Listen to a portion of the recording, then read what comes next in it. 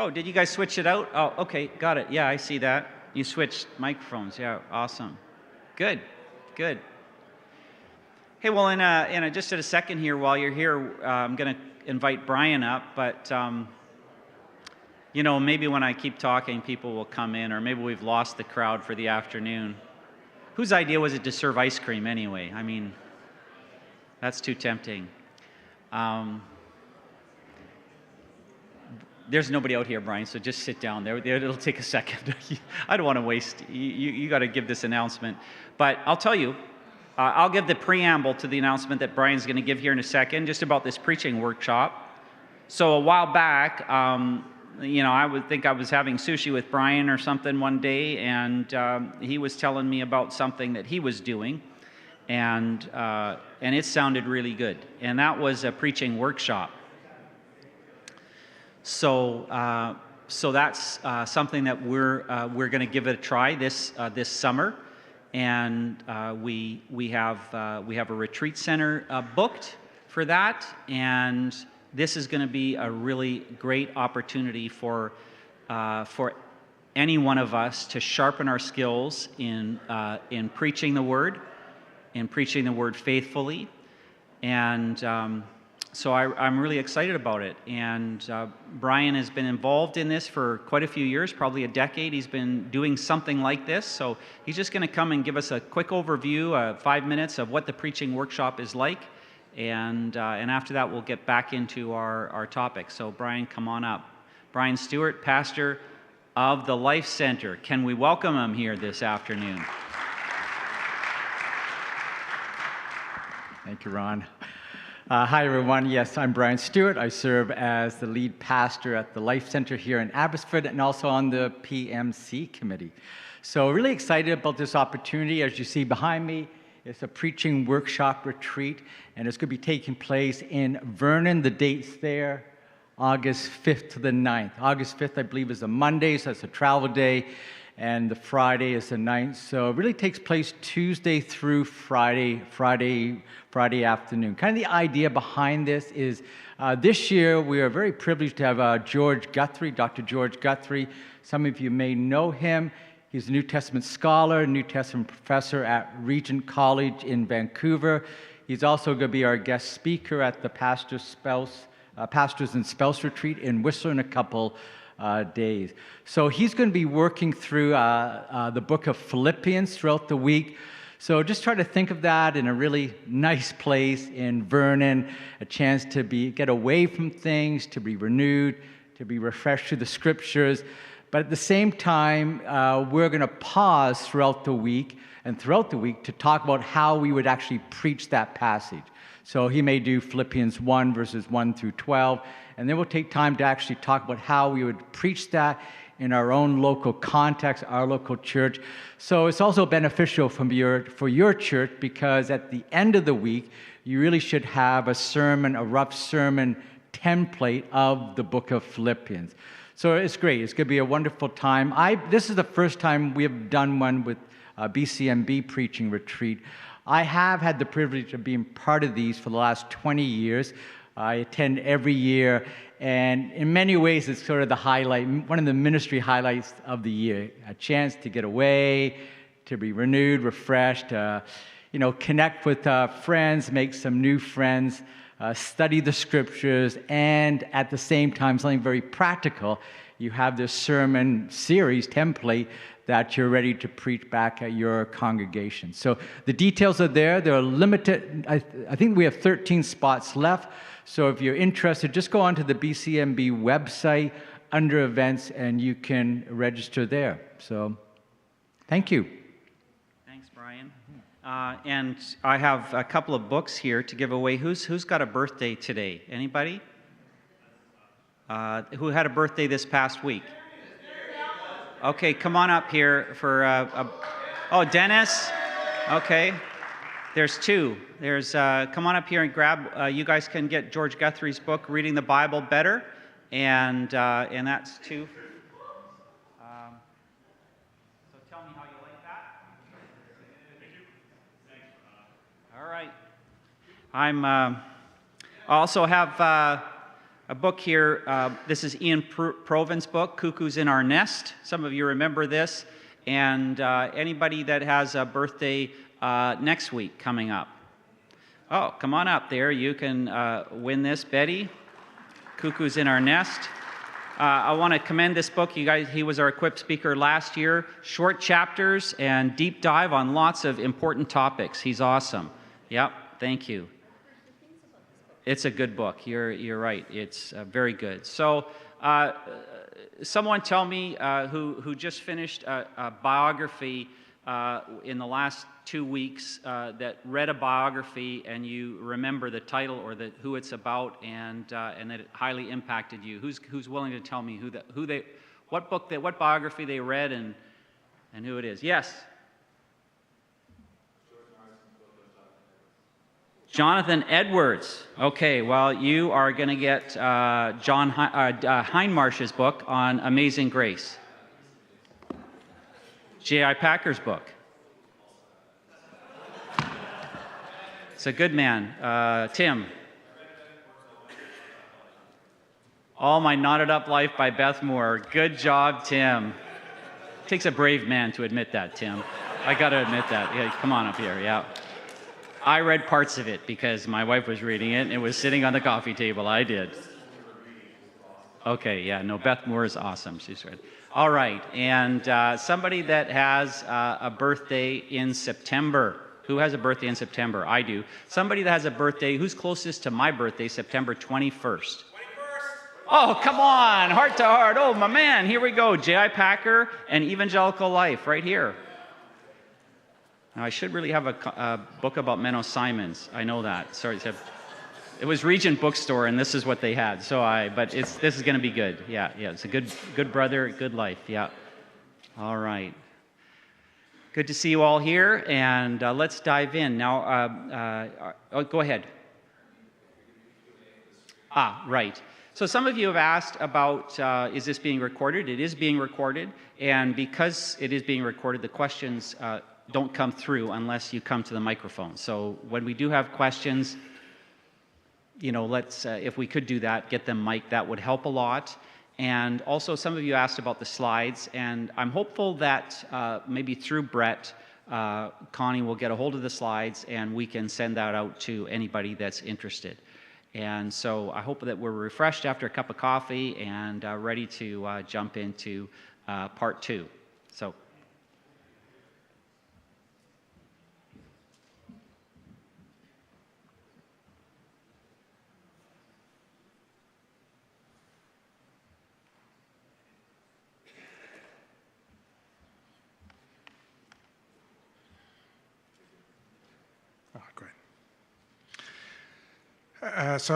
Books are beautiful. E-books are even better because you can take them everywhere you go. Although I do love books, of course, they're real things. I'll give you this is a sort of sideways recommendation. A really fantastic book that I'd recommend anyone to read is a book called Difficult Conversations. It's not a Christian book, particularly, or a theological book. The book's called Difficult Conversations. It comes out of a thing called the Harvard Negotiation Project. And it's about how to have hard conversations well. It's not how to have bad conversations. It's about how to have hard conversations well, difficult conversations. And one of the reason I give you that recommendation is that one of the things that the book commends within its overall framework about how conversations work is to work harder at adopting the and stance, is what it calls, the and stance. And it has this lovely description of a bloke breaking up with a girl, and he adopts the and stance. And so he says, I want to break up with you, and I know that will hurt you, and I know that you'll be mad at me, and I'm really sad about what happened, and I'm still going to break up with you. And anyway, it's just very clever. Where we've landed is that what I've said is there is no silver bullet program. Instead, the real issues in revitalisation are to do with theological vision. Where I want to get to here is the and stance, and you see how that worked, the and stance, and to say, of course, revitalisation often will include genuine program improvement while also providing theological vision, training and coaching. And it not unlike what Rob did with the will, yes, of course, there's the will is involved in the Christian life. There's no question about that, and in human life, in human experience.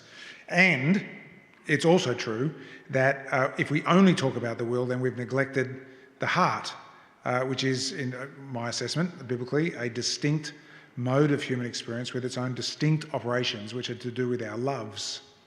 And our loves and our choices are related, they're distinct from one another, and they follow in an order. What your heart loves is what your will chooses. And then that has a feedback loop, because having chosen it, you love it even more. And so you get what's called a habit, where these things work around in a circle. So they're both and I think often some of our disagreements come, and fights even come, because we're two people on different sides of what is actually a both and. And now, not always, you can't apply this as a sort of a general rule on every situation. Sometimes it's an either or. But there are moments where it's both and. So, I've said the key challenges in revitalisation are first and foremost distinguishing the actual need from the presenting need. And we've spent a lot of time talking about theological vision and so on. I'm just going to talk a little bit about some of the other challenges of revitalisation, which is, on the one hand, that every church is different and therefore needs a bespoke intervention. It has unique opportunities and challenges. And yet at the same time, most, maybe even all churches needing revitalisation are predictably deficient at, and you can fill in the blanks. There's not rocket science here, actually. Being vibrant, confident, personal evangelists of a majority of the membership of any church these days is extremely rare. And any church that needs revitalisation, it would be almost unheard of that a church that is in need of revitalisation at the same time has a majority of its members that are really confident, vibrant, gospel-fluent, personal evangelists. And so the fact is that personal evangelism is almost always going to need to be part of a revitalisation process, and yet you can't assume that that's the case. So that's just a little comment about the point of bespoke vis-a-vis generic. The only thing I want to add to that is to say that, and we're getting a little more into what it is that a revitalisation project with your church might look like if City to City were to walk alongside you and be of assistance, is what I call the role of a trusted outsider.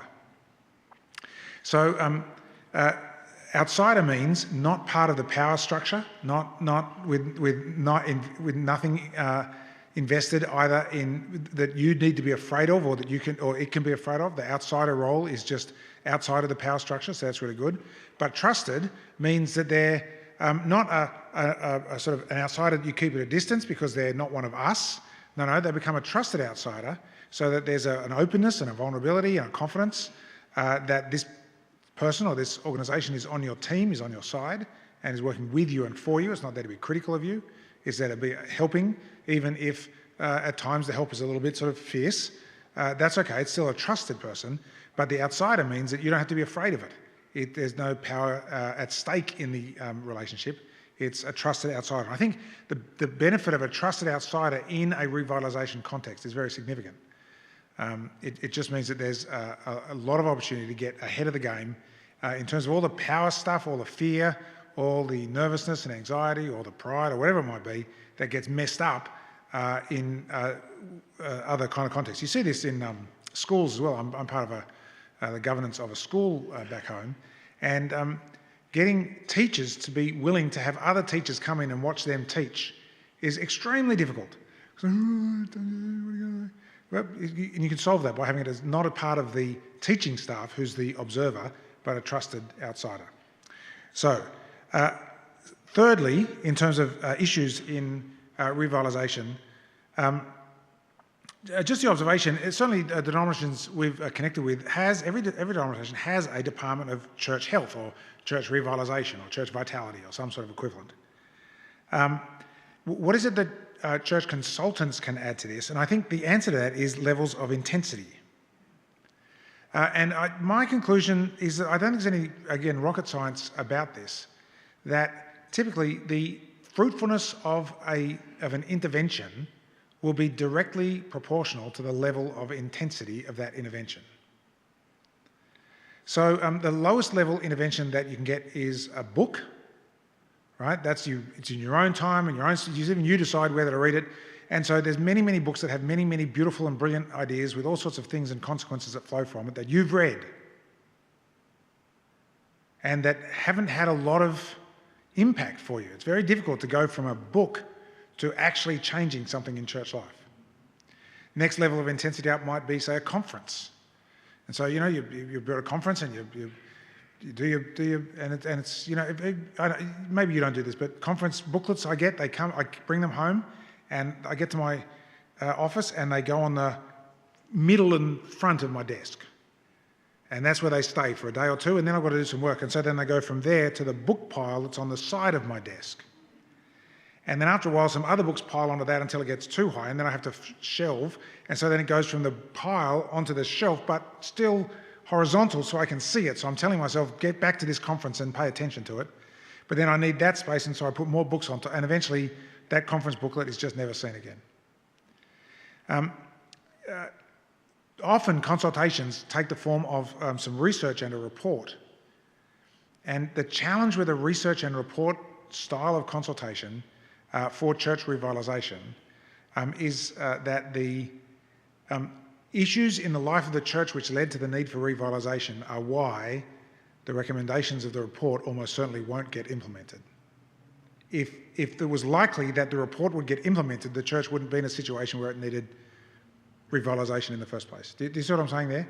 And so the key to a revitalisation project in partnership with a trusted outsider is that trusted outsider walks not only to look at you and not only to yell at you, research and report, but also then to walk with you and to weep with you and to laugh and rejoice and celebrate with you all the way down the line. And I think my experience of revitalisation, as we within City have worked with a couple of hundred, more than 200 churches now, and as I've seen that in my own experience, I had a trusted outsider who walked with us over a period of a year's time in the revitalisation project that I was the pastor of in the church that I'm at. Many times it's a correlation that's very high in frequency, highly correlated, is a trusted outsider who walks for a substantial portion of time through not just the identification phase, but also then the implementation phase to get runs on the board and to get that flywheel moving. You know that flywheel, the idea that you get the great big heavy wheel. If you can turn it a couple of times around, you get the pace going, then the thing gets its own momentum and keeps itself going. And that's the role that an outsider can do. The challenge with that, on the other side, I'm just going to be upfront with you about this, of course, is that because our Lord said that the labourer deserves her or his wages, and that you have to pay trusted outsiders who are going to spend a lot of time with you, that the intensity costs. And that's just life, isn't it? That if you want your physio to be there in your house with you, on a daily basis, you're going to pay the physio. If you just want to turn up once a month to physio, then your ankle's not going to get any better. If you want the intensity, you've got to pay for the intensity. And so the thing about revitalisation is that for it to work requires intensity costs, and what I'm going to suggest is that you think of the cost of revitalisation as not an expense but an investment. So I don't know if there are any accountants amongst you here, but I did accounting back in the day, and the idea of an investment is that an investment has the opportunity to get a return on investment. And the truth is that the benefits of revitalisation, to go from a church that's struggling, whether size A, B or C, revitalisation is not only for small churches, revitalisation is for stuck churches of whatever size. But to go from stuck to growing repays an investment fairly quickly. And so I think it's an investment that's worthwhile. Finally, I think it's very important to recognise in today's world again that the approach or posture of revitalisation needs to have the posture of a model, sorry, not a model, but a framework, which is to say there are all sorts of models that work for fruitful ministry in our world today. You can go the full-on attractional megachurch model. You can go full-on micro-church missional community model. You can go kind of a mixed, dual, both-and kind of hybrid version of those things. You can go kind of an out on the streets, mercy mission. There are all sorts of models of church life.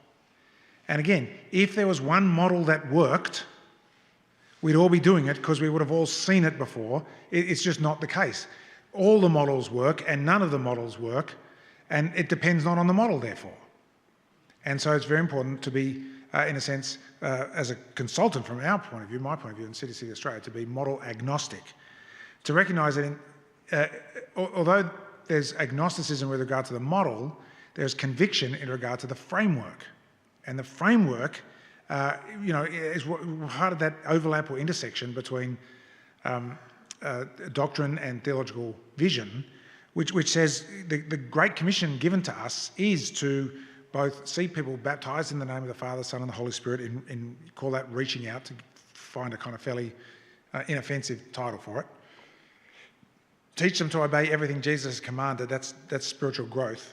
That in between those two things needs to be incorporation into a worshipping community. And so the basic movement, and there is a movement along this path from reaching out to drawing in, and then spiritual growth. And sometimes it goes the other way around. There's connection with community, that belong sometimes even before believing. That's part of the story as well these days. So it gets mixed all in together. But all of that takes place undergirded by an infrastructure and overseen or driven by mission, vision and values, and it takes place in the context of a culture or community. And so this represents a kind of a framework within which we think that pretty much any church makes sense, whatever model it might have. Whatever model it might have. What I want to do now then is to hand over to Jamie. Jamie is the Director of Revitalisation for City Australia. Has done just a remarkable job, both himself personally in church planting and in revitalisation, and now overseeing our revitalisation program for many, many churches.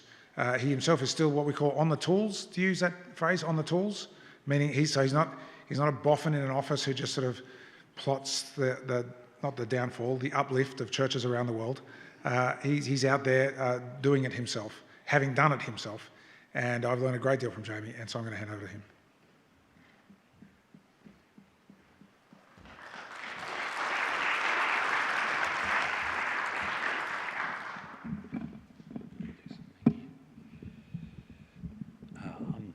Not quite as tall as Andrew, so we'll just go about that level.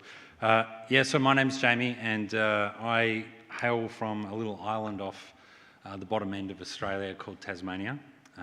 Feels very similar to here. I don't feel like I'm a mile away from home. The weather feels very similar here. It's cold and beautiful, and the ministry down there is really hard. And I wouldn't recommend you come because I'm really not sure that you would be able to be a success there. If you didn't know, that was my sales pitch to come to Tasmania. My bishop did that to me, actually. Told me of a wonderful opportunity that he thought I should consider, but over a period of time convinced me via challenging me, which was playing at me. I'm going to just present really practically what this looks like. That's my job today. I'm going to walk through a bunch of slides, give you some stories, give you some understanding of what this looks like. Andrew mentioned before, we've worked with about 260 churches now all across Australia, and have done quite significant amount of work recently in New Zealand. And in New Zealand, it's been more kind of denominational based, working with denominations and them working with individual churches. So it's been a kind of holistic approach. The work that we've been doing with Revitalise Australia and then Revitalise Aotearoa in New Zealand has been really significant in the way that it's affected churches. We have seen many churches significantly move from being stuck, and I'll explain some of this language in a minute, but we've seen so many churches move from being stuck to unstuck. And by that I just mean they're moving somewhere. So our process is not my background is business consulting, and so I used to have my own consultancy business doing business consulting overseas mostly.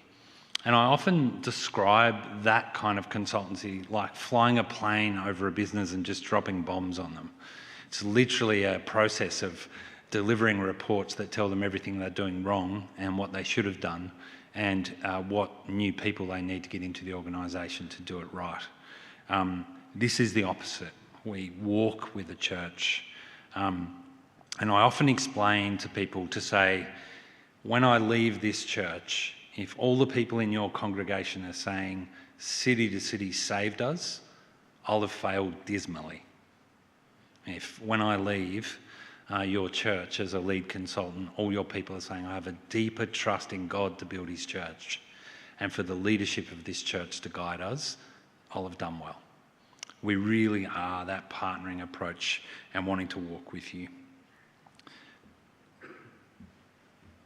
It's gone off again, hasn't it? That's interesting. I need to get back onto the... There we go. Just a couple of quotes there from Dr. Keller, and every slide from City to City you'll see a picture of him somewhere. And he's a wonderful man, and we love the work that he's put before us. In Australia, there are so many churches that need revitalisation. There's so many churches who are plateauing or declining, and the horrific result of that, and we see this in most of the churches we work with, whether if it's explicit or implicit, the horrific result of that is they become institutionalised.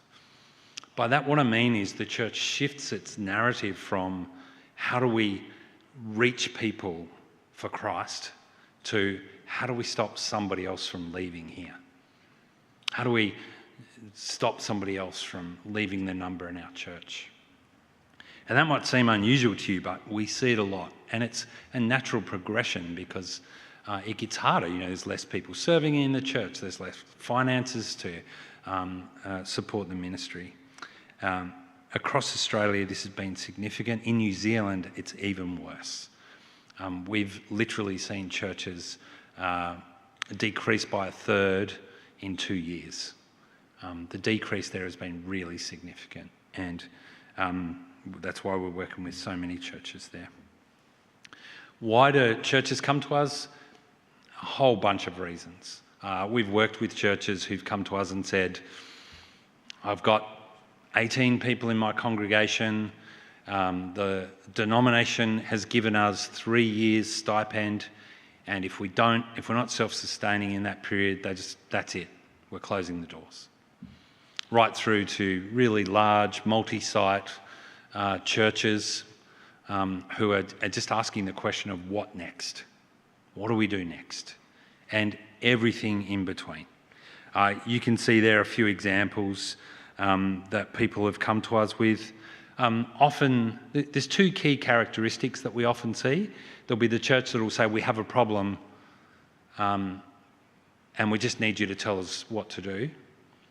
And sometimes, this is the sweet spot, I think, is when a church says, we have a problem and we don't have everything we need to fix it.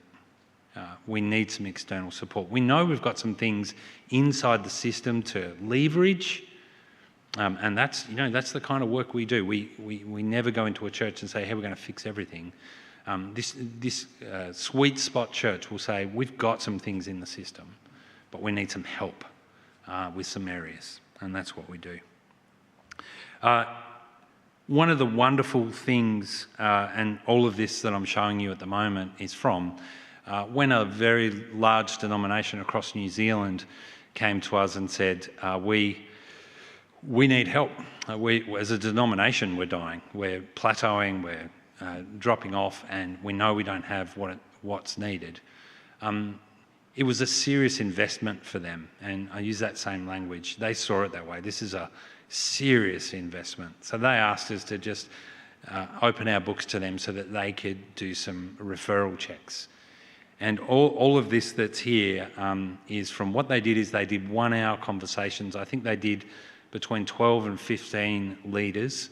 Some of them were denomination leaders, some of them were church leaders. And they did us a wonderful favour, I guess, in a sense, and did an independent kind of assessment of the process and the program.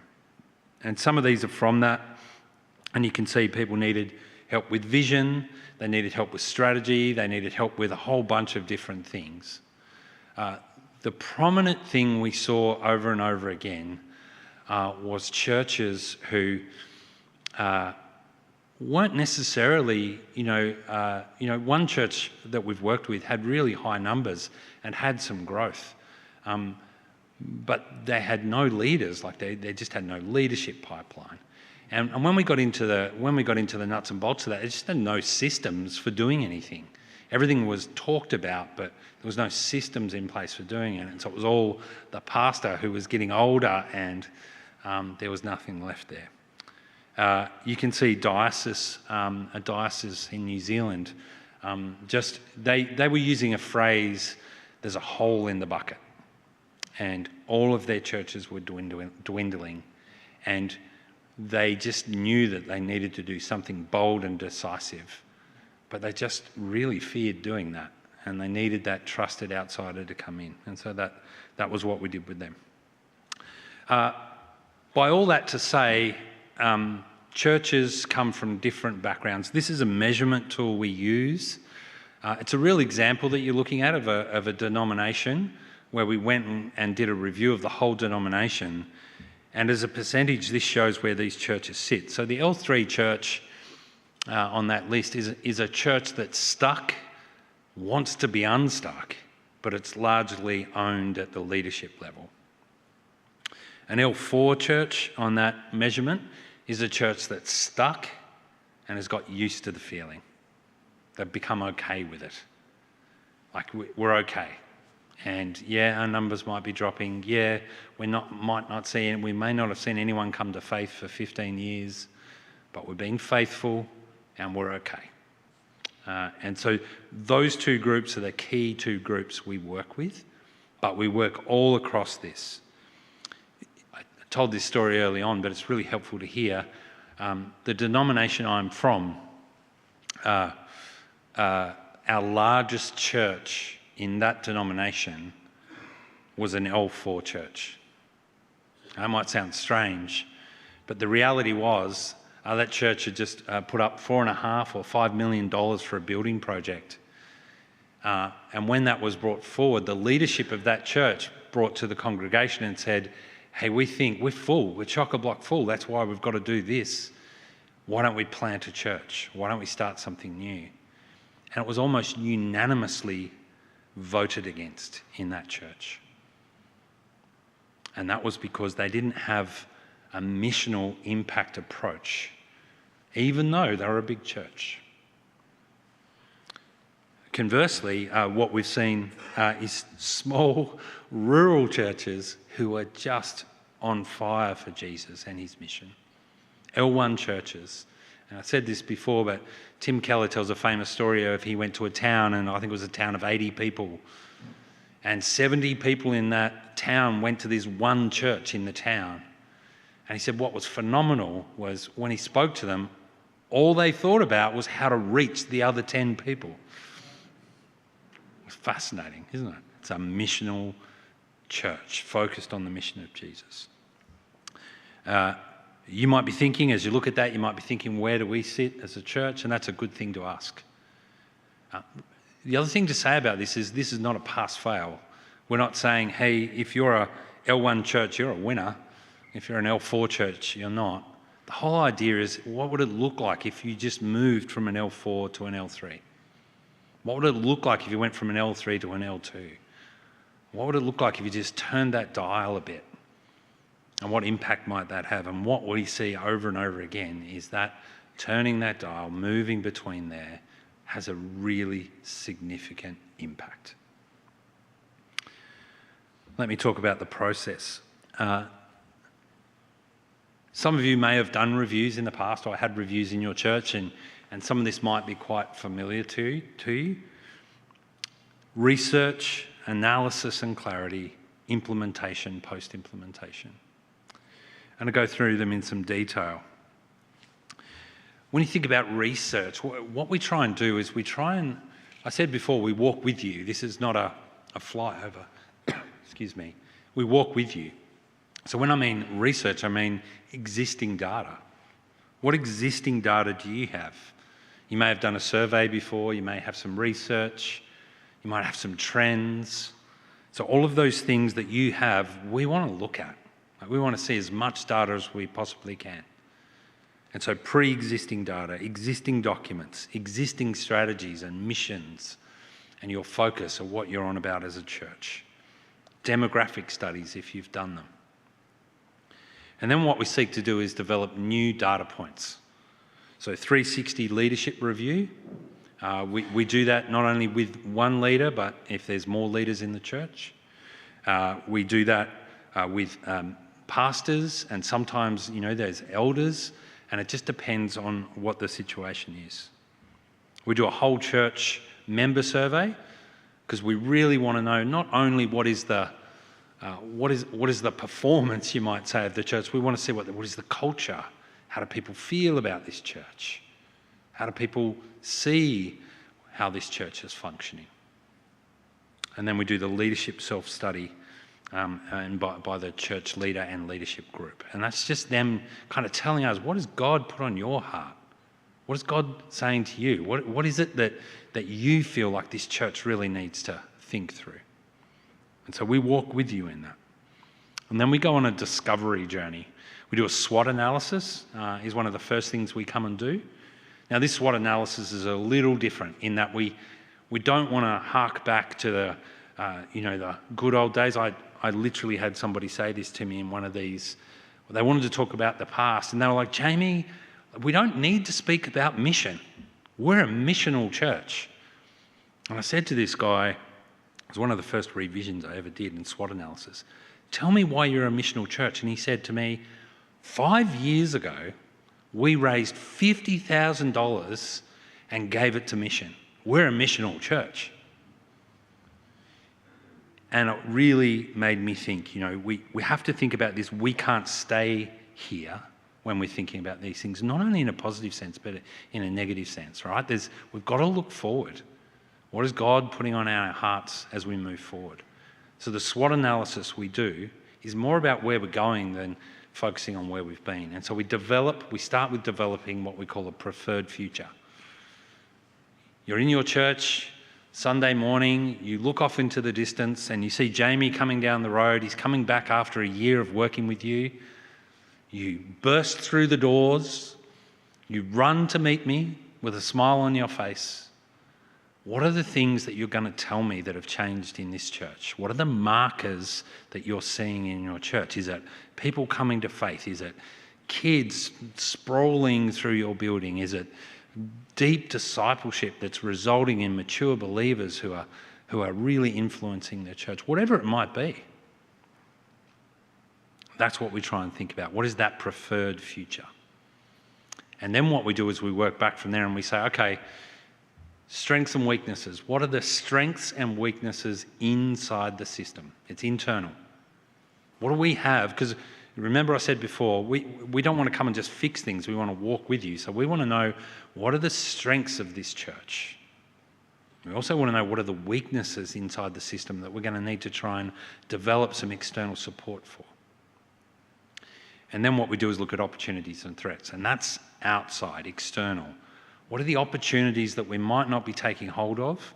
I'll be honest with you, when we do this kind of stuff with churches, we find blind spots a lot. More of them are positive blind spots than negative. So more of the blind spots we find are opportunities that a church isn't grabbing hold of or has become too busy to even think about. Opportunities and then threats. And you don't have to look very far to see that there's plenty of threats to the church today. but we need to think about them. What are we going to do about that? How is this going to address that? And so then from that, I should go back one to say, one of the big data points that we create is a visit to your church. We come and spend a whole bunch of time with you on the ground. We visit on a Sunday. We want to see how the welcoming is. We want to see the signage. We look at websites, the whole kit and caboodle. We look at all the infrastructure for the church. But we spend time just being in the church that you serve, because we just want to get a feel for how things are going. We do a bunch of interviews. The last 2 churches I work with, I interviewed 18 people in the last one, and I interviewed 24 in the one before that. What we do is we come and we open up our diary and we give you a schedule for that, and we just say, just book people in. One of the things that always, I love seeing I'm a pastor of a church, okay, so I get this, but I see the look in someone's face the question I ask to the pastor after I've given him this itinerary is I say, I want you to think of the 2 people you really hope I don't talk to, because I really want to talk to them. And that's because I'm the trusted outsider, right? I'm for you, I'm on board with the ministry of this church, and I know that as humans, we can be pretty unfriendly sometimes and unhelpful. But those people will be able to bring out some things for me that will really help me to understand some of the other stuff, knowing that they might just be a little bit unhelpful. We spend a lot of time on the ground.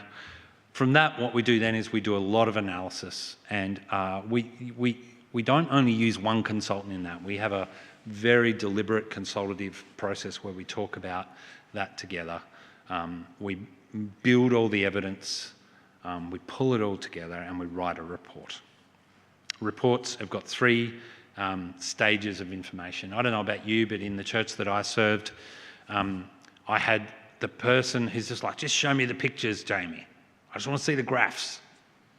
And then I have the person who wants to see the graphs but wants to know where that data came from. And then I have that, detailed person. My wife is a real details person, right? She just wants to see the fine print of where did you get that from? What questions did you ask? What are the answers to those questions? The report does that. Very evidence-based, but also presents things in a way that is easy for you to communicate to your whole congregation and your leadership. That's the way it's done. The kind of centrepiece of that report is what we call the executive summary. 1 page is the findings, 6 to 8 to 10 findings. This is what we found in the time we spent with your church. On the backside of that is the recommendations. Here's what we recommend. Those recommendations are a combination of what we think you should do as a church, what we think we should do together in a partnership, and what are some of the things that we might just need to come and do and implement for you. So they're a combination, and we map that out really clearly as we move forward. I think one of the other things to think about here is I call it a wedge. Andrew and I were talking about this before. I kind of call it a wedge. There's a wedge between the report and all that we've done there and the implementation phase. So it takes about 3 months for us working with your church to develop that report. We meet with you to present it, and then there's a wedge that's called revision. The revision piece is a 1.5-day workshop with a chosen bunch of people that you choose that's made up of leaders, lay people, even some people that you might think in your congregation have got the wisdom. And that's the process for how it works. We restart the conversation. We discover that visionary planning, looking ahead, thinking about where are we going. Now you see there in that discovery visionary planning, I want you to think of this like a mountain. We want the vision goals to be like a mountain. Imagine you're looking at a mountain and you can see part of it on this side of the mountain, and you think, you know what, if I make a good plan, if I pack my bag, if I give myself 2 days and I get a map, I can get there. And then the other part of that needs to be on the other side of the mountain. Because we want this vision to not only be something I know I can do, I actually want it to be something that we can only do by the grace of God. Right? We need God's help to get us there. We want to be stretched a bit, but we also want to feel like, particularly in your congregations, like we could get there. So we want to be stretched in our vision, but we want it to come together. Let me just walk you through how that fits together. It's called a 1-4-1-4. The one thing at the top there is a long-range vision where we think we're going as a church, where God is calling us as a church. Typically 5 to 10 years. That depends on the church. The next 4 things are the most important things we're going to do over the next 3 to 5 years. What are the 4 things we really need to do over that period? And we come back to 1 year. What is the really important thing? That's that statement that you would excitedly run out to tell me about when I turn up after a year. Here's what we've seen change in this church. This is where we want to get to. And then at the bottom level, you see the top 4 priorities. This is one of the things where this is a really different process. We set with your leadership team 4 90-day goals. All of this is related right up to the top. Those 4 90-day goals are all about heading towards that 1-year goal. That 1-year goal is feeding into those 4 3 to 5 years, and they're feeding into the top. It's all integrated. Those 4 90-day goals become the key thing that we work with you and your leadership team. They're not, hey, these are 4 nice things that we could do. They're 4 things that we must do in the next 90 days. And so this visionary kind of process is a combination of, we know God will keep his promises, but he's also asked us to be faithful. And so we bring accountability into the system, and we bring strategy and clarity into the system. I had a couple examples just to show you. That's a denomination we work through. This is a picture for how they'll multiply their ministry. And you can see, if you read through there, you'll see it's got this long-range visionary picture that comes down to 4 things that they need to do, which comes down to this 1-year picture of where we need to get to. And then at the bottom of that are 4 things we have to do now. Now, you might do more things than that, but these are 4 things that we are definitely going to do. Now, in my opinion, I think there's a better example of that. And if you know Star Wars, then you'll be able to see how this, if you understand Star Wars, you'll really get it right.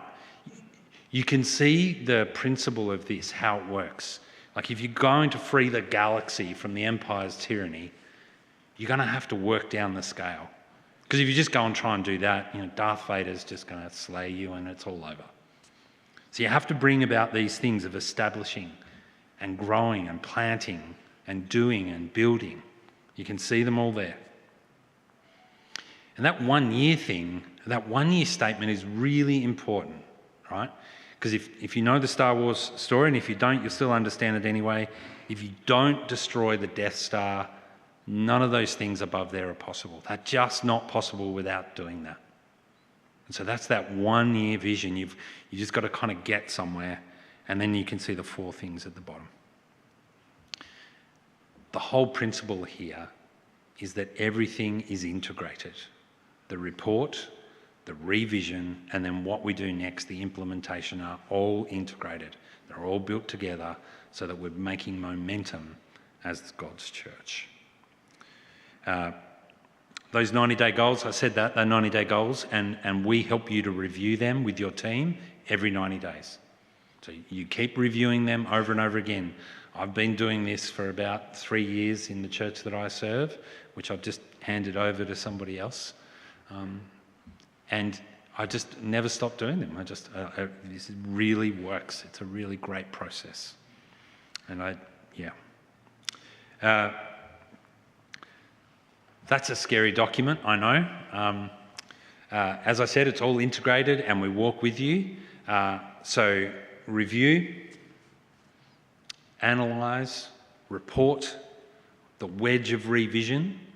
Let's find the direction where we're heading next with all of that in mind.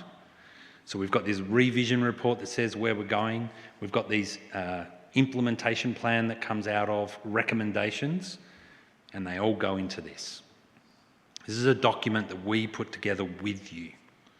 We build it and then we sit with you and do a timeline. The reason for doing this is threefold. Communication.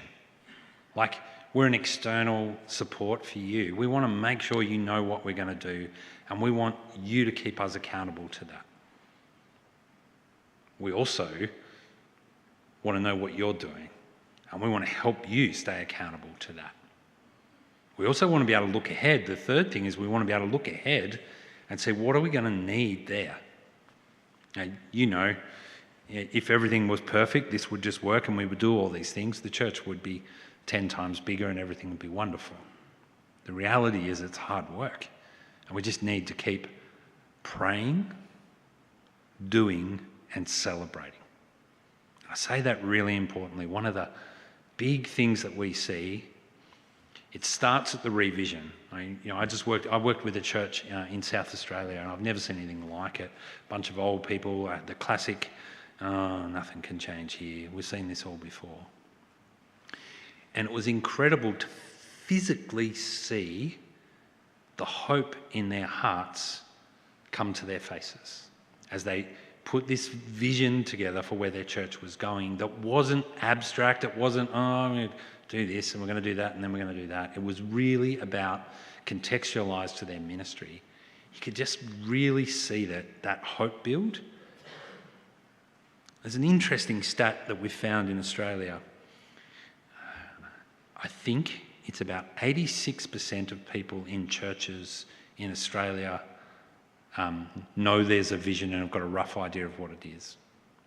I think it's something like 75% have got some understanding of how that might play out. 6.5% of people believe it will actually happen.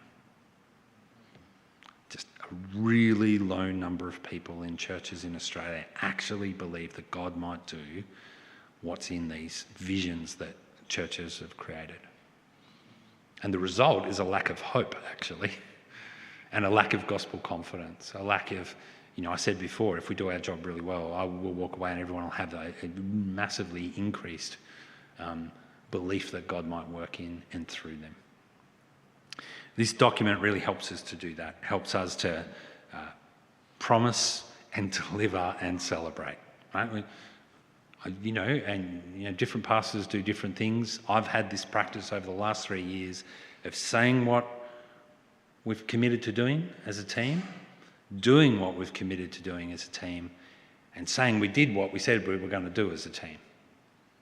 And that can be as simple as, that little church I just told you about, their first 90-day goal was start a prayer meeting. They didn't have a prayer meeting. They told the church, we've tried to start prayer meetings, it hasn't worked, but we're going to do it again. We want you to pray for our prayer meeting. And then they started a prayer meeting, and by God's grace, there was 12 people there, and the minister got up on Sunday and said, I want to give thanks to God. We've been trying to do this. It's happened. I'm really thankful. I'm going to pray that more people would keep coming. That celebration stuff just builds momentum. It really gets people moving, and this helps you to do that. Once that's done and planned out, there's a whole bunch of interventions that City's done. I said at the start, we've got 20 plus consultants. They've all been senior ministers, church planters, specialising, some of them specialising in discipleship or evangelism or financial growth or all sorts of things across a wide range of things. And I think one of the benefits, and I say this at most church kind of conferences and things I go to, and everyone just gets really shocked when I say this. I'm going to say something really controversial. Ministers are not good at everything. Now, I know you're all going to be surprised by that. But the reality is, most ministers and most of you here, even if your church is declining, have got a pretty good sense of what might need to happen. You've got a sense of some things that might need to change or move. What City to City really provides that I think is really great is that we come alongside you to help you do some of those things that you just can't think about. How do I get that started? Who helps me build that system? Who will come and help the people in this church really catch that vision? And this is the real work we do. Andrew's given you a great introduction to the incubator training, and that's what this is. So incubator training, which will absolutely help you to understand the theological vision stuff. It's included for standard. Our standard is that we include it for 2 people from every church that participate in this. And we do it as a cohort. So if there's 4 churches, there's a cohort of 8 people doing this. If there's 6 churches, there's a cohort of 12. And when it's a denomination, we encourage them to reach out to others to join, because when it's a cohort, it's just, there's a learning community, it really works. So this is included as an implementation. You don't get a choice in this one. We absolutely do it. Have you got a hand up? No? I thought somebody had a hand up. It's a bit hard to see out there. You can see what that is and how it works. We do incubator online times. Our preference is not to. It's 150% awesome in person. It's maybe 85% awesome online. Our vision for the moment is to do it in person, to have our trainer come out and do it here, and to work with City to City Canada to do it here with you in person, because we just think that's the best way to do it. Other interventions, the lead consultant coaches in the implementation phase. We work with the church for 12 months in the implementation phase, and monthly coaching, sometimes more often. I'm coaching a leader at the moment fortnightly, because he's really got some things he's got to get done. And so that coaching is quite intensive, depending on what you need and what kind of you're able to do. And that coaching can be a mix of the leader and the leaders or a team. And so we can do that. And we also sometimes have some specialists come in and do coaching. You might go, hey, we don't feel like we need an implementation for this, but could one of your specialists coach me on that for the next couple of sessions? So that's one of the interventions, again, that is included. Ripple Effect is a wonderful unit we do in evangelism training. We have 2 people who kind of lead that. It's a combination of in-person and video-based material, normally done in small groups. We find this to be really impactful for churches. It's a wonderful thing. Other implementations here, ministry systems. Andrew's talked about that a bit. We often find, the classic thing that we hear is we go to a church and we say, what are you doing to reach out to the community? And they might go, mainly music. We've been doing it for 20 years. So many people come to it, and we've never seen one single person ever come to church. And the next question I ask is, what would they do in between that and coming to church? How would you connect with them? And they typically go, I don't know. I just thought they might turn up on Sunday. We've got signs. Right? And they're not thinking about this as a system. And it literally is a system. And, this can sound a bit like I'm telling you to build a sausage making machine, right? Put some ingredients in, put it through the system, and it comes out as... It can sound a bit like that. I'm just talking about intentionality. Whatever you do, do it intentionally. If you're going to do mainly music, how are you going to connect with those people that you're connecting with in mainly music? And how are they going to meet some more of your Christian friends?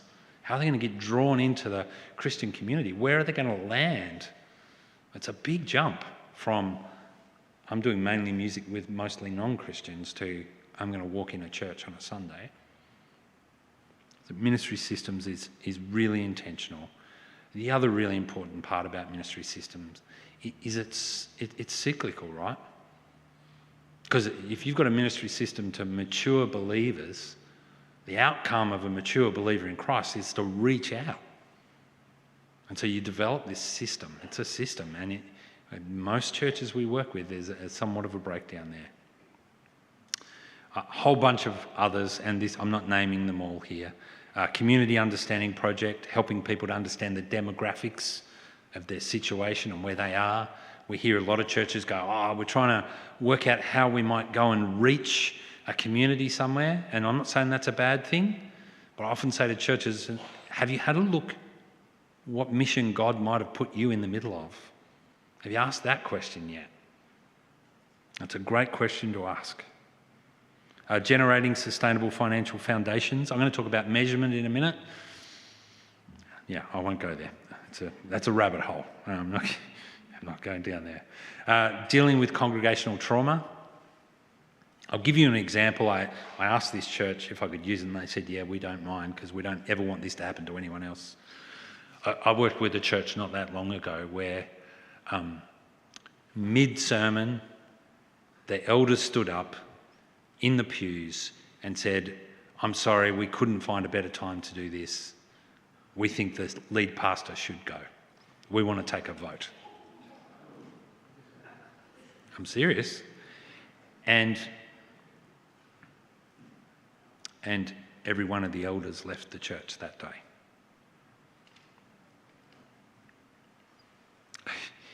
You walk into that.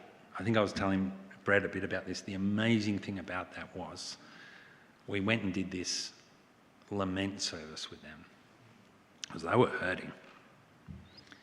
And the guy who led it kind of was across, and we asked them to write some things down. What is something you want to repent of? What is something you need to forgive? This old guy is like close to 90, tears in his eyes, comes up and says, I don't know about you lot. I don't want to just write it on paper. I actually want to repent. And he did. Confessed his sin, asked for forgiveness. A just incredible moment, right? Trauma in churches is like poison, right? It just, when it comes to the surface, it can be really ugly. Things for that church got worse before they got better, but they've been able to move by it. It's unfortunately too many churches have got this stuff going on. Leadership pipeline. We work a lot with churches helping them to develop good leadership pipelines, so there's good lay leaders coming through the system. We've just worked with a couple of denominations, and they, I'm talking big population areas, and both of them in the same city have not had one single leader going forward for ordination this year. Not one. By that, they've not had anyone going into the system to become a minister of a church. First time in a long time. And family systems is another one. There's a whole bunch of others. I want to skip through some of this stuff so we get to ask some questions at the end. The three key things for us are team, content, program. Team, we like I said, we've got a bunch of consultants who have all got different specialties in church practice. We've got a lot of different backgrounds. I've got a business background. Andrew's got a finance background. Some of our other ministers have got, seminary backgrounds. There's all sorts of different things in there. The team, wonderful team with different specialties. Content developed by Tim Keller, we've talked about it, heavily focused on contextualisation. I just had to read through 23 reports from one denomination. I had to read through them to do a bit of a review. Every single one of them is different, and so different, because every church is different, right? And, you probably know this. I don't want to shame anyone, so I won't mention the denomination, but back home in Australia, a particular denomination used a cut and paste model. We've got a church of 400 people. We're just going to take 200 people from here, go to the next suburb, and they're just going to do the same thing there, and it's going to grow and flourish like this one did. And it just doesn't work. If it does, it's a fluke. Contextualisation is so important, and so that's why this content informs what we do with you. Because I could easily bring one of the reports and just change a few names, and it'd look great. You'd probably think it was a wonderful report, but it won't make a scrap of difference unless it's contextualised to your ministry. And the program, I hate calling it a program, and Andrew's probably made an argument it's not a program. I'll make an argument it's not a program. I like to think of it as a process. Right? And that's why ugly Australians can come over to Canada and make this work. because we're working with you. Now, there is a strong possibility, because God can do all things, that he's planted the plans for your church on my heart. It's possible, I get that, but it is unlikely. More likely is that he's planted the plans for your church, the church that you serve, on your heart and the people sitting in your chairs or pews on a Sunday. So our job is to do a process that brings that to the surface and sees the vision that God has for your community come to life. I'm going to give you a bunch of stuff just to look at here in a minute of the change we see in churches.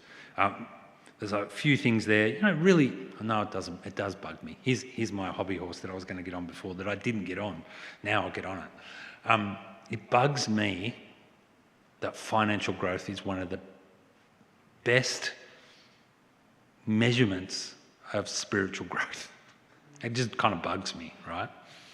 But it's the reality, actually. Wherever you see a church really flourish in spiritual health, you see financial growth.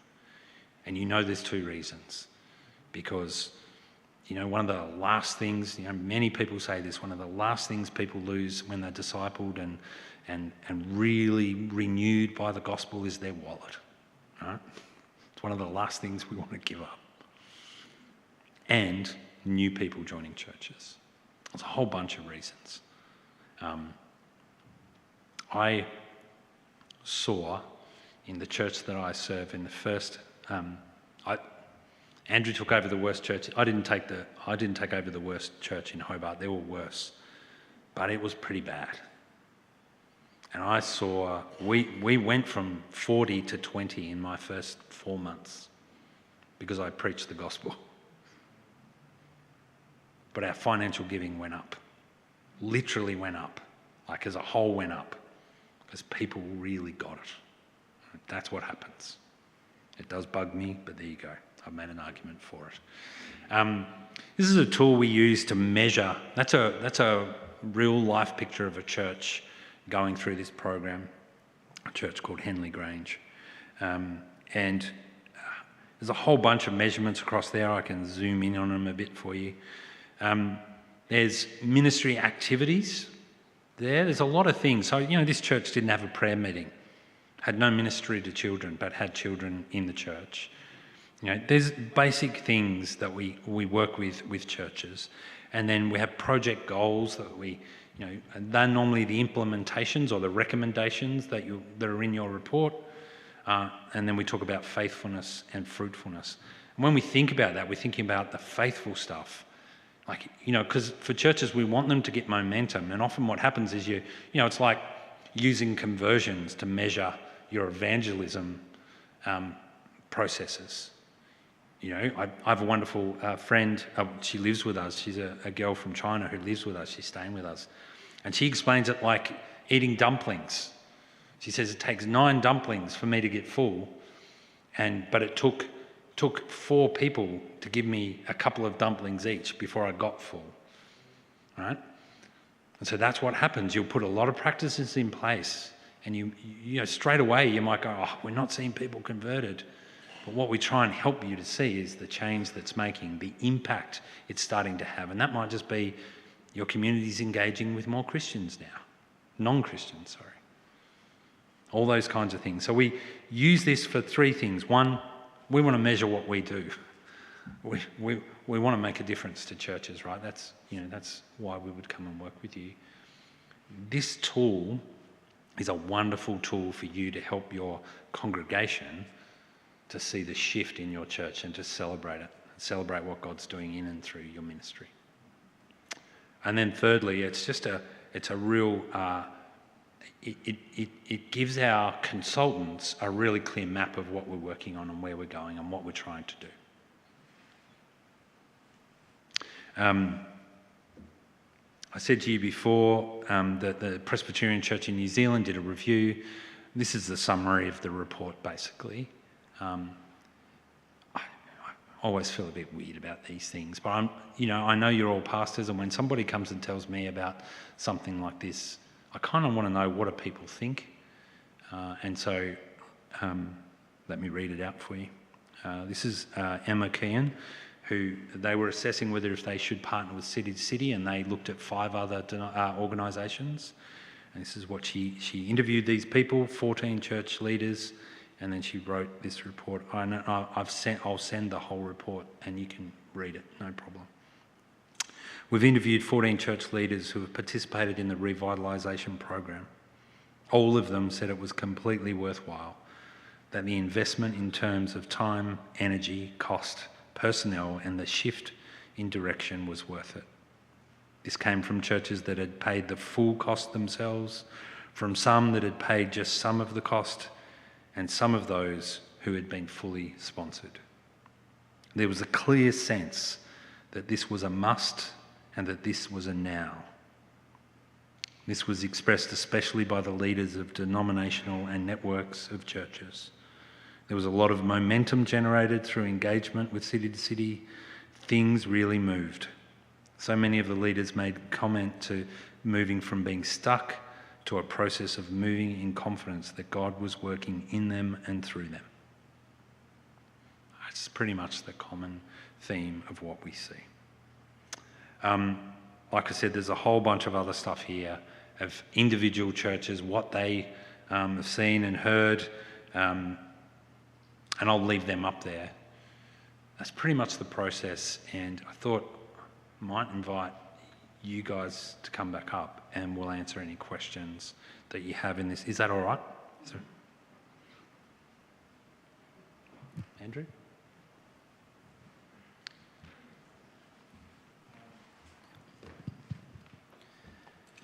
Good. I have a couple of questions to start while you're thinking, and then I don't know, Steve, if you want to grab a microphone there, and we'll maybe take the mics out to. You want to help me? Thanks. We'll take the mics out to people who have a question, so we can save time. I'm going to ask a question on behalf of some of our Asian leaders who are here today. We have about 18 Chinese churches within the community. Have you worked with any churches that are sort of specific ethnicity, nationality? Are there any dynamics? I'm thinking in particular. When they settle in with a cohort, do you blend them into a wider cohort, or do they form their own cohort? Talk to us about that. Yeah, look, real mixture. Yes is the answer.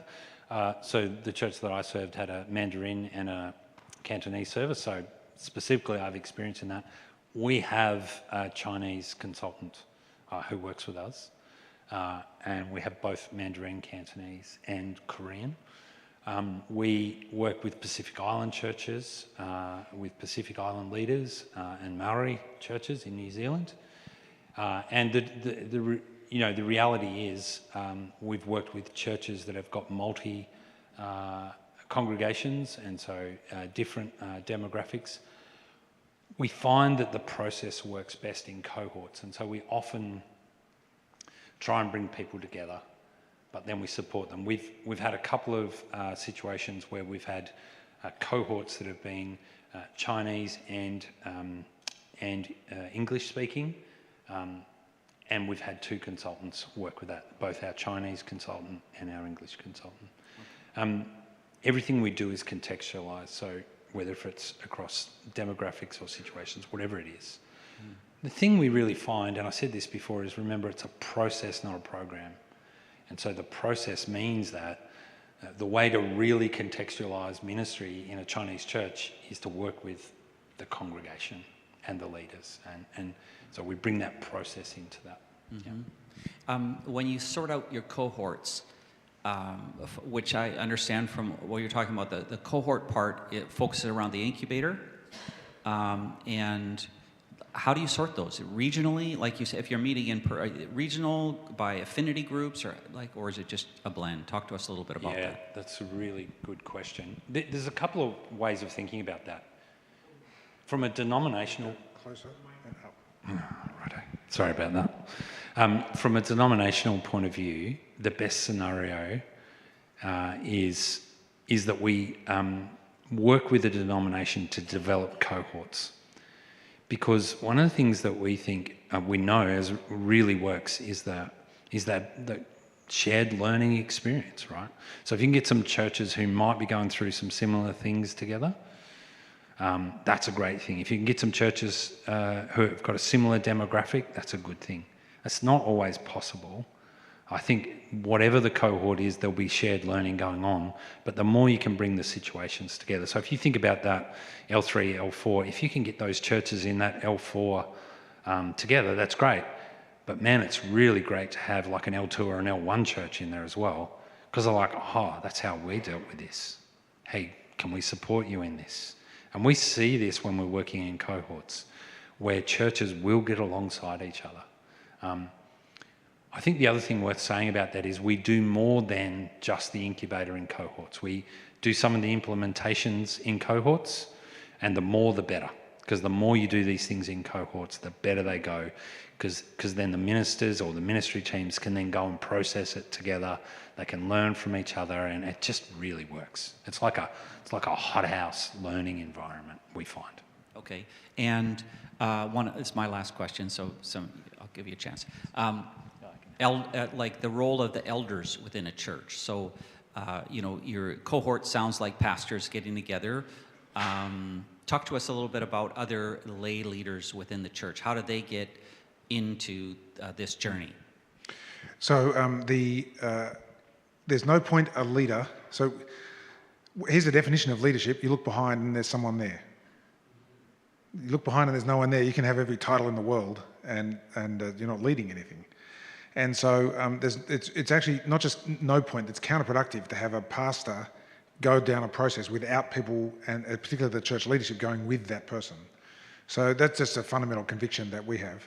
What that means is that at kind of every point down the track, two things are happening. One, there's involvement of people all the way down the line, not just the pastor. So the research phase is profoundly engaged with people in the church, not just, you don't just say, pastor, tell us what your view is. Likewise, with the revision, that vision for the church process, that's mostly not staff people. They'll include some staff people in a bigger church, or just the pastor if it's a smaller church, but it's mostly lay people. And then in the implementation phase, it's all about the teams that the pastor's creating to do the implementations all the way down the line as well. So you part of the, again, this opportunity that a trusted advisor has to bring an outside perspective into a church context is the ability to actually sort of mash up together a little bit pastor and people in a way that it can just breaks through some of the sort of dynamics that can be at play in a church's life all the way through. And then secondly, the incubator, which is the sort of the learning lab that goes alongside the specific interventions.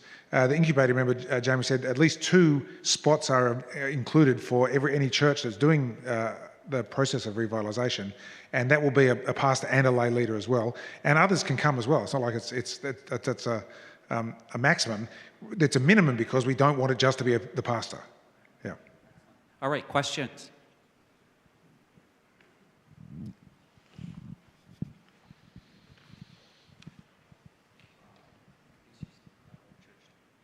My name is Bill, and I am BCMB.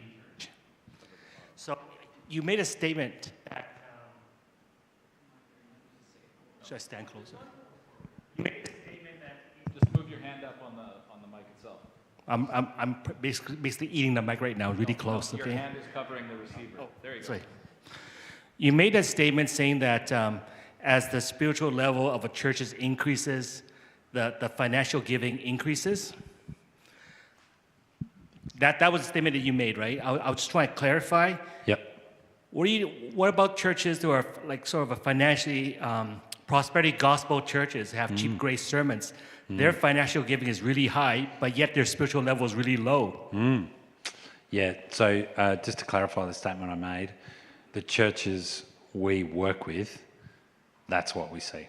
So the churches that we work with, that is the most prominent measurement we see, that there's a correlation that as the spiritual health of the church goes up, the financial health of the church goes up with the churches that we work with. But also, if a prosperity gospel church has an increase in spiritual maturity, what do you think will happen to the giving then? Might go up even further, actually. Any other questions?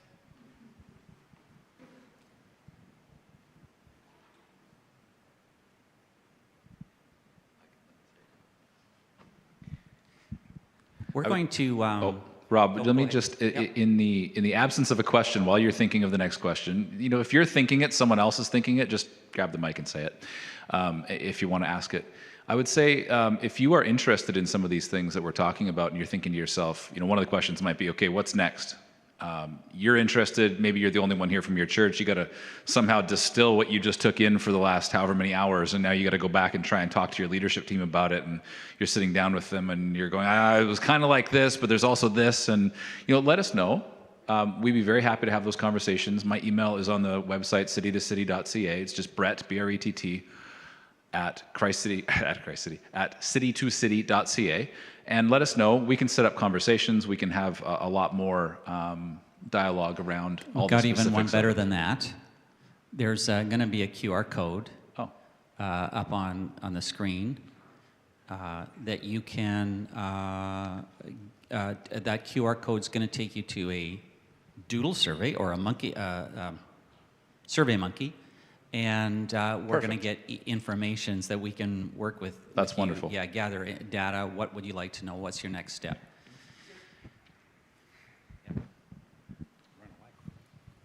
Okay, I wasn't sure if we were done yet.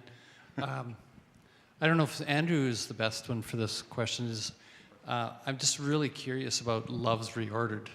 And you've mentioned that a few times. It's like a very interesting term.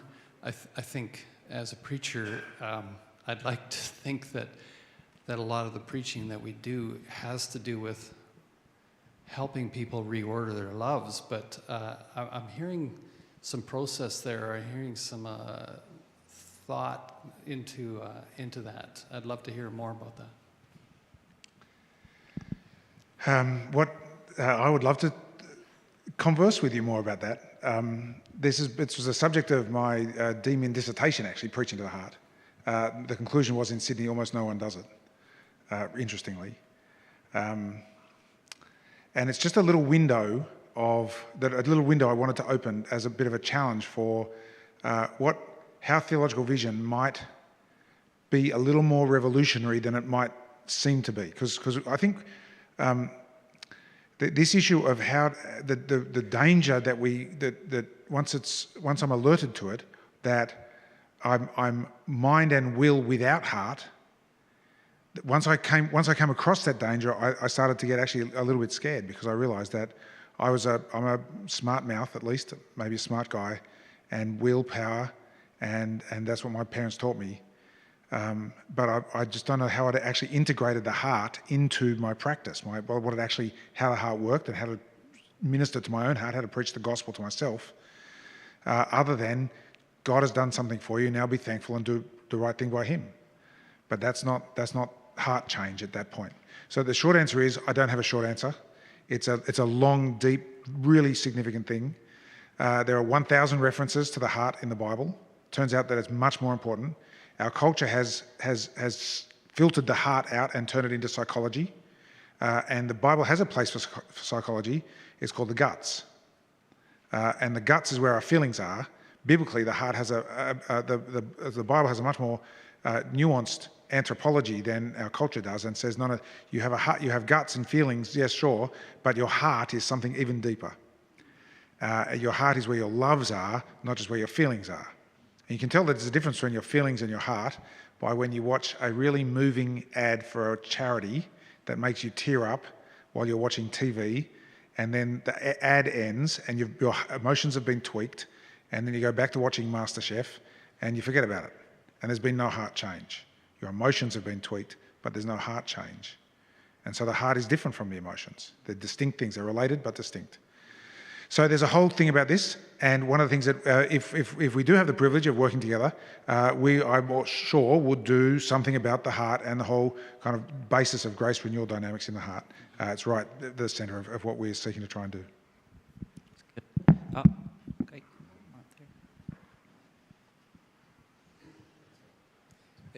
Thank you, gentlemen. Great presentation. Looks like I know you don't like the word program, but it looks like a wonderful program. Very well thought out. My question is that Tasmania, Australia is a long way away. Are there any plans to replicate your consulting in North America, Canada especially? Yes, no? So two things to say about that. Australia is a long way away from every single other place, and so we're just really great at flying places because that's true. Actually, three things. Secondly, yes, and so that's why we've had this sort of little dance between City City Australia and City City Canada and BCMB, and that City City Canada is part of what we City City want to get alongside and work together and develop, and that'll be in conjunction with BCMB, but the sort of the on-the-ground agency here will increasingly be City City Canada in order to help build in that, and that can have people from all sorts of different denominations be part of it. But the third thing is that takes time, and so that I think that sort of we do, you watch, we do together, you do, we coach, that kind of thing. That's a multi-year kind of process, and so we see this as a long-term, medium-term, long-term kind of induction into this kind of thing, because you're right, there can't be a what you might call a dependency. That's in sort of welfare sort of language. There can't be give the airlines too much carbon would be released. I thought you'd like that. So no, the answer is yes, but it will take some time. Freddie. So this connects really well to kind of what Rob opened with in regards to the Borden report. So like that need for kind of, we didn't use the language of theological vision, that's city-to-city language, but it sounds like the same thing. So if someone was a church leader here who was interested, when would be the ideal time to reach out to you guys, recognizing that ministry calendars are not the same as year calendars? So when's the best time to start to give you guys the best look at a church? Yeah, in about, I think, 90 seconds, which is to go to that QR code and answer all the really insightful questions that they put on there. Just, three simple questions. One is, like, I'm really interested in signing up as a church. And we're praying that a number of you will say yes. I mean, if you answer that question with a positive, we're not holding you to it or sending you a bill or anything, but we need to follow up to take the next steps to actionize what we're talking about.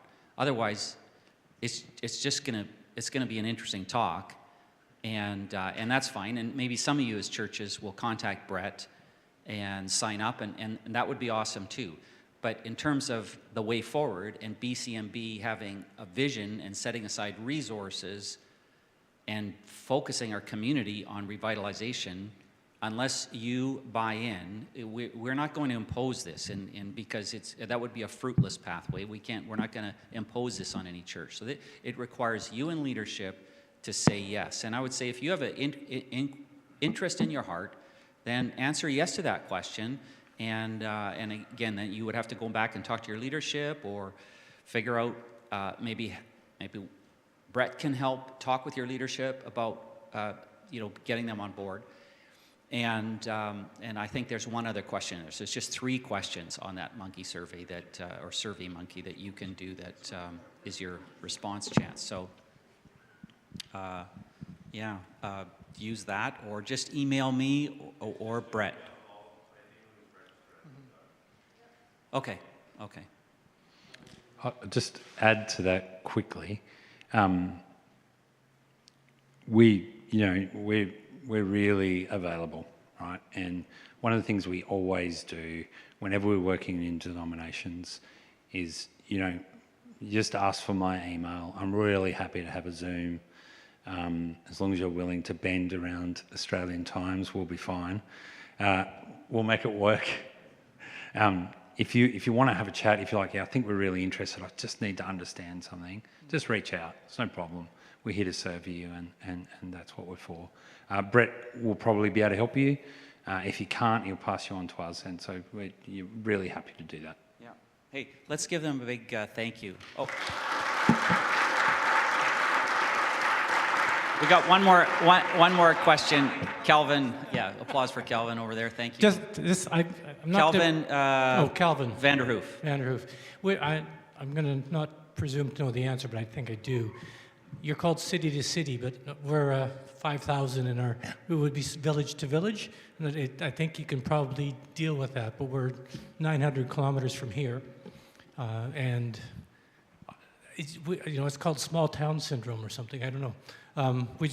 We're not in a city, and I know that that's not presumably a big problem, but there is a real rural and urban divide. And yeah, thanks. Here. I will just say, sorry, Brett's going to answer that from a bigger picture point of view. I will say we work with so many churches that are, rural, regional, and everything in between. And there's a whole bunch of reasons why it's called city to city, and don't worry too much about that. We're all in for a rural, regional. We've probably worked with more churches in Australia in the rural, regional space. Yeah. It's a great question, and something that I try to dispel the notion of often as we start to have conversations with City to City Canada. One of the things is that 75% of our nation lives in a city of 100,000 or larger. There's 44 of those across the country, and so we certainly have a mind toward where the people are and where people in our population growth are landing. 9 out of 10 people who are new to Canada land in one of those 44 cities of 100,000 or larger, but that's not to say that we're not interested in working in other places. For instance, if you look at the city of Vancouver, where I've been for the last 13 years, it's 660,000 people broken up into a network of 23 neighborhoods that are distinct, that are marked out. And so, we planted network of neighborhood churches on purpose because those are all smaller, more contextual expressions of what we see there. Some of the neighborhoods are very similar, some are very different, and we want to be aware of that. And that's why the process, not the program that they have, even though program is on the slide, which we can talk about, the process is actually so, I think, beautifully contextual that it will be easily expressed in a rural setting, in a small town setting, in a suburban setting, or in a sub-city reality where we're looking at different places. For instance, we have different socioeconomic. You move from one neighborhood in Vancouver to another, you see a completely different socioeconomic context. And we have to approach that differently as we discuss how to be faithful missionaries in that place. So, thanks. That's excellent. Reg, can I ask you to come up? So one of the things I wanted to let the pastors know is that our executive board did interview this week for the position of executive director for BCMB, and they settled on Reg. And so we have made a decision. And okay. We have made a decision, so we're excited that Reg will be, leading the charge. He's starting mid-May, and so boss, it's great to have you around, and so